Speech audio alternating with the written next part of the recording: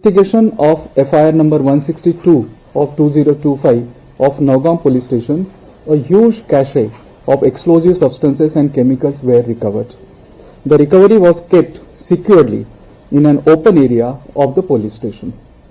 All the agencies involved in the investigation are working together in a coordinated and scientific manner. As a part of standard and prescribed procedure, the recovered chemical and explosive samples were being forwarded for further forensic and chemical examination. Because of voluminous recovery, the said process was continuously attended for about last 2 days by following the standard operating procedure. Owing to unstable and sensitive nature of the recovery, it was being handled very carefully under the expert supervision. However, during the process, an accidental explosion took place at about 11:20 p.m. on 14th November, that is yesterday night. In this unfortunate accidental incident, 9 people have lost their lives, whereas 27 police personnel, 2 revenue officials and 3 civilians have received injuries. Injured were immediately rushed to the medical care and attention. The building of police station has received severe damages, besides some of the buildings surrounding the police station. The cause of the accident is being investigated. However, any other speculation into the cause of these incidents are unnecessary. The government stands in solidarity with the families of the deceased in this hour of grief. Hindi में आप हिंदी में भी जय हिंद। कल दिनांक 14 नवंबर की रात 11:20 पर एक दुर्भाग्यपूर्ण घटना में जम्मू कश्मीर के नौगाम पुलिस स्टेशन के अंदर एक बड़ा विस्फोट हुआ। नौगाम पुलिस स्टेशन ने हाल ही में एक पोस्टर से लिए गए लीड के आधार पर एक बड़े आतंकी मॉड्यूल का पर्दाफाश किया था। नौगांव पुलिस स्टेशन की इस एफआईआर संख्या 162 ऑफ 2025 की जांच के दौरान विस्फोटक पदार्थों और रसायनों का एक बड़ा जखीरा बरामद किया गया था।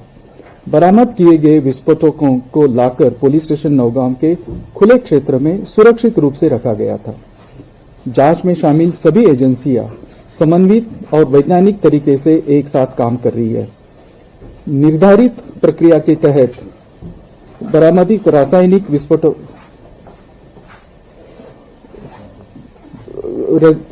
बरामद रासायनिक विस्फोटों के नमूने को आगे फॉरेंसिक और रासायनिक परीक्षण के लिए भेजा जा रहा था।